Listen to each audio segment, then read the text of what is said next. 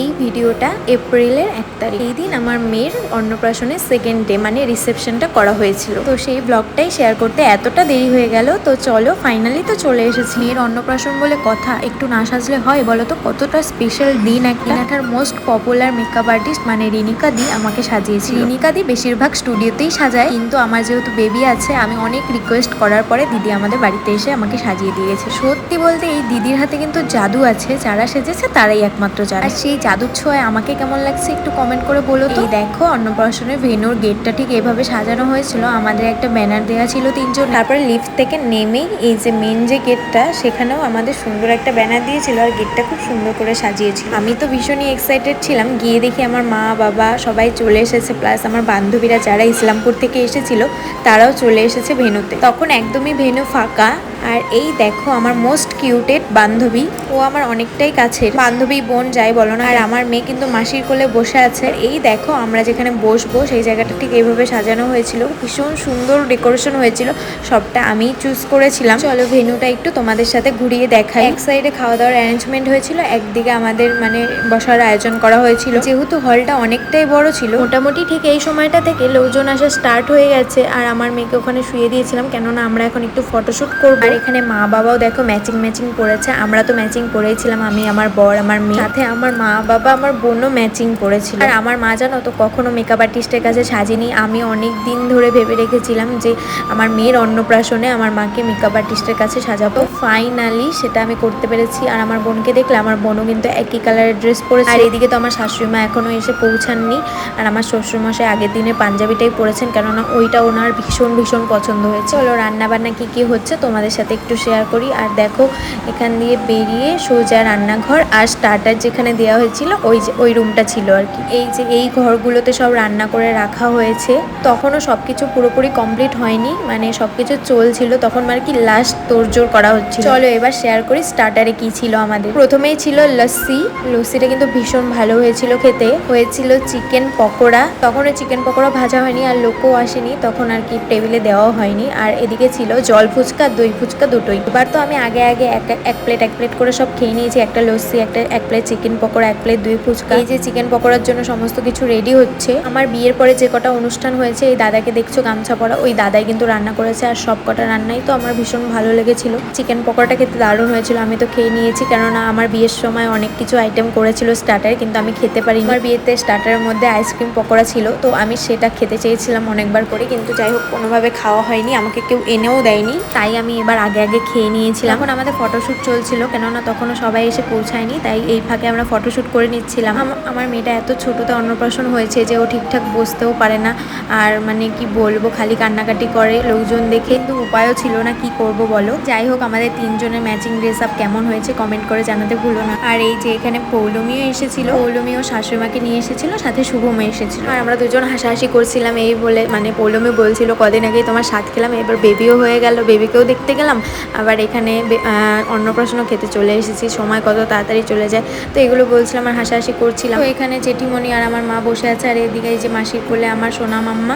কতটা ছোট কিছুই বোঝে না, দেখে বুঝতেই পারছো এখন কতটা চঞ্চল হয়েছে। এখানে সবাই স্টার্টার খাচ্ছিল, আর চিকেন পকোড়া দিয়ে দিয়েছে, গরম চিকেন পকোড়া খেতে কিন্তু দারুণ লাগছিল। নিজেদের অনুষ্ঠানে তো নিজেরা ভালো মতো খাওয়াও যায় না, টেস্ট করাও যায় না, তো অন্যের কাছ থেকে খুব ভালো রিভিউ পেয়েছিলাম যে সবকিছুই খুব ভালো হয়েছিল। এখানে সবাই একসাথে বসে খাচ্ছিল, আমার বোনের বান্ধবী, আমার যা, তারপরে আমার ভাস্তি, আমার মামা শ্বশুর সবাই। আর এই যে আমার মামা তো 2 বোন, ওরা সেলফি উঠতে ব্যস্ত। একটা অনুষ্ঠান হলে কিন্তু খুব মজা হয়, আর এটাই হলো আমাদের বাড়ির বলতে পারো সব থেকে বড় অনুষ্ঠান ছিল শেষ। এর থেকে বড় অনুষ্ঠান যখন হবে আর কি আমার মেয়ের বিয়ে, তখন অনেকটাই দেরি আছে, মানে কি বলবো। মেনুতে ছিল সাদা ভাত, স্যালাড, ভেজ ডাল, আলু চিংড়ি, কাতলা ভাপা, ফ্রাইড রাইস, পাঠার মাংস, আম কাসন্দি, ক্ষীর, দই, আর ছিল রসবল।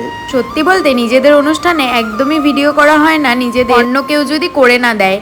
আমার মেয়ের অন্নপ্রাশন বলে কথা, আমি সবার সাথে কথা বলবো না, আমি ভিডিও করব বলো তো, তাই জন্য কিন্তু কোনোভাবেই সব ক্লিপ নেওয়া হয়নি। এটাই আমাদের বাড়ির শেষ সব থেকে বড় অনুষ্ঠান। আগেই বললাম যে মেয়ের বিয়ে তারপরে আছে, কবে হবে না হবে সেটা আলাদা ব্যাপার। তাই এইবার জমিয়ে নিজের মনের মতো করে সেজেছি, মানে একদম প্রচুর এনজয় করেছিলাম। মানে বাচ্চা নিয়ে যেটুকু আর কি আনন্দ করা যায় সেইটুকু। টাইম টু টাইম সবকিছুর মাঝখানে আমার মেয়েকে এই যে ফিট করাইতে হচ্ছিল, কেননা আমি সেদিন বেশ ব্রেস্ট ফিড একেবারেই করাতে পারছিলাম না।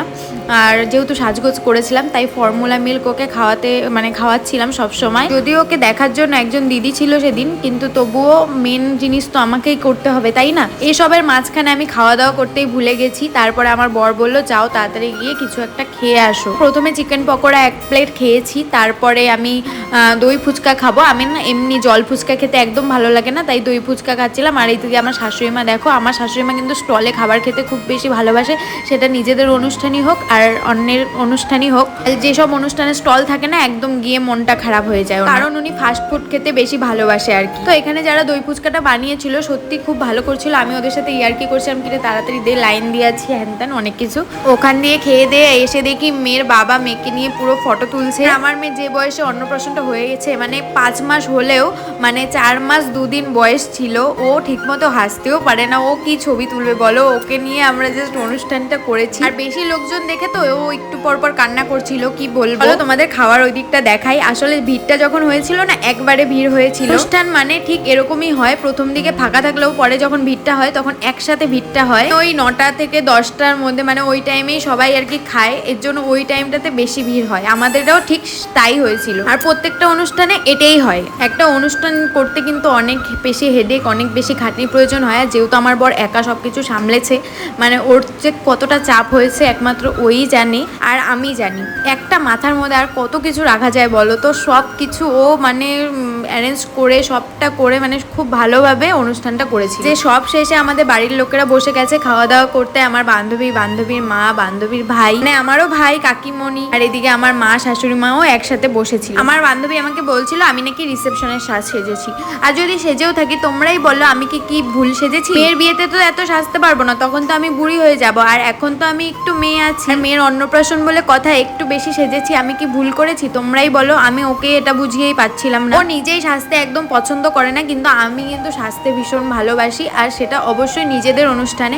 অন্যের অনুষ্ঠান নষ্ট করার জন্য কখনো আমি বেশি সেজে যাই না। তবুও একবার আমি একটু বেশি সেজে ফেলেছিলাম, তখন আমার নিজের গিল্টি ফিল হচ্ছিল। যাই হোক, আমি তারপর থেকে আর কোনোদিনও বেশি সাজি। কিন্তু বিশ্বাস করো এই সাজটা আমার খুব বেশি ভালো লেগেছে। আর এই যে আমার মেয়ে আমার মামির কোলে উঠে প্রচন্ড কান্নাকাটি করছিল, আর এইদিকে আমার মা আর শাশুড়ি মা দেখো ফটো তুলতে ব্যস্ত।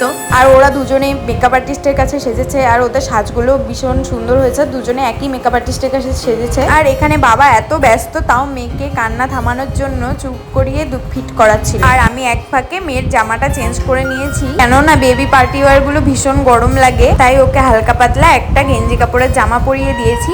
আর তখন প্রায় অনুষ্ঠানটা শেষের দিকেও চলে এসেছিল আর কি। চলো আমার ফুল লুকটা একটু দেখে নাও। আমি কিন্তু একটু বেশি সেজে ফেলেছি আমার বান্ধবীর কথায়।